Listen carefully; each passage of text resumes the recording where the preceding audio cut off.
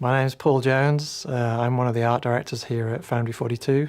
I'm Jeff from Tech Design, technical designer that made the Eclipse, or made the spec for the Eclipse. Aegis is meant to be one of the older companies, sort of lore basically. Generally sort of long sweeping lines, quite clean sort of body, always well thought out, not greebly, it's not industrial. There's a certain level of clean industrial design that have gone into these. The Eclipse was the first chip I got to actually create in tech design. So I've been in tech design for about a year now, and I've picked up a lot of other people's chips like the Argo and the Idris. But this was the first chip I was given the design brief of. We want to make a stealth bomber. It needs to have echoes of other ships like the B-2 bomber.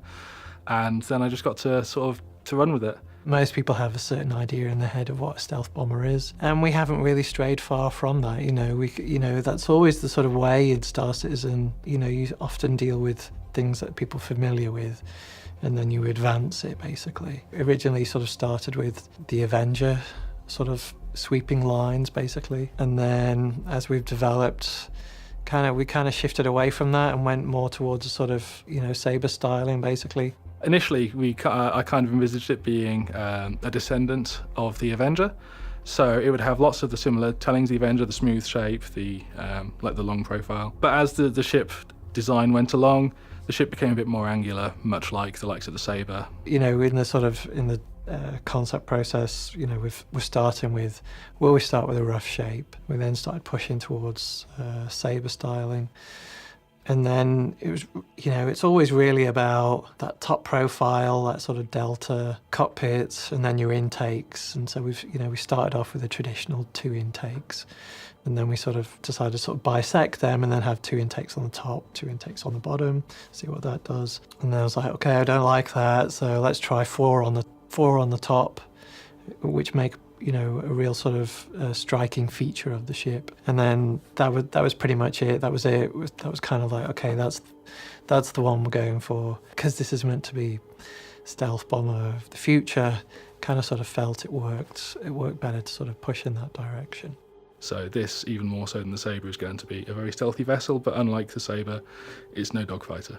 We stuck fairly close to the brief, and we gave Chris his options of slightly wilder ones, ones that were sort of entering probably more into Batman territory maybe. Basically Chris was like, oh no, like this one. From there off we go basically. It's how can we take something familiar, how can we advance it but still keep it recognisable. The Eclipse is it's very much a military ship. I was looking at a lot of the stealth fighters, obviously, that exist. The B-2 was a very heavy inspiration for the design of this ship. Just looking at the ship from the front, you have this clean profile where you've got the wings and it just kind of bulbs out of the body a bit. And that's kind of what I wanted to echo with the Eclipse, because having it loaded with loads of bombs and loads of guns dangling off it all over the place, it wouldn't look stealthy, and in a way that minimalist design is kind of menacing. You'll see the shape coming and you'll know immediately what it is. Currently the way stealth works is your ship has a cross section, and that's kind of how easy you are to detect, and basically, a lot of that's radar. One of the guys in QA actually used to play with the Hornet Ghost, where you could turn off a load of your systems, like your engines, and you could turn off your shield generators, and it reduces loads of your signatures so much that you can only detect it when you're looking basically directly at it. And that was one of his favourite strategies in Arena Commander, and that's kind of the sort of thing I was kind of thinking of with the Eclipse, is when you're flying towards a target, if you know roughly where they are, you fly towards them and you go dark a bit. You'll turn off any systems you don't need right now, and then when you get closer, light everything up and try and get them. We've got a bomb bay that holds 3 torpedoes. They're size 9s, the same as the Retaliator. And while a lot of the space on the interior of the Retaliator's occupied with its torpedo bays, in the Eclipse we had to kind of tone it down a bit, keep it a lot more compact.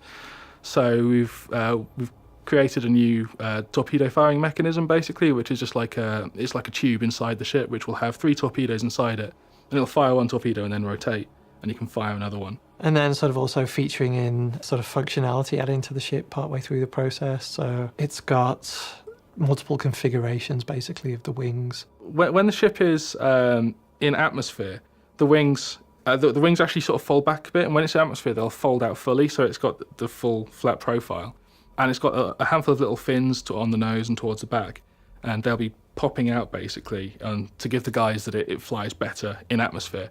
And if we can, we'll definitely be giving it that kind of profile and update. But in space, all this stuff's going to pop back in, and the wing's going to tuck back a little bit.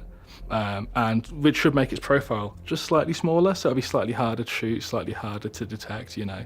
And then the other defining feature was basically its landing state. So it's a very, it's quite a wide ship, and so it wasn't going to work for a lot of landing areas. And so this basically kind of riffs off a lot of what the military do anyway on like aircraft carriers. So we've got folding wings. It isn't, it isn't quite, they don't fold over as far as military. We've gone for a very certain sort of graphic style, cuts a very noticeable sort of silhouette.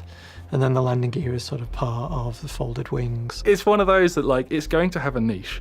It's definitely not going to be, you're not gonna have it like a Hornet and take it basically anywhere and see what you can do. If you take this off fighting regular pirates near a station, you're wasting your time, because those size 9 torpedoes are going to take forever and a day to hit. They're going to take forever to lock on. You've only got 2 size 2 guns, and this ship doesn't.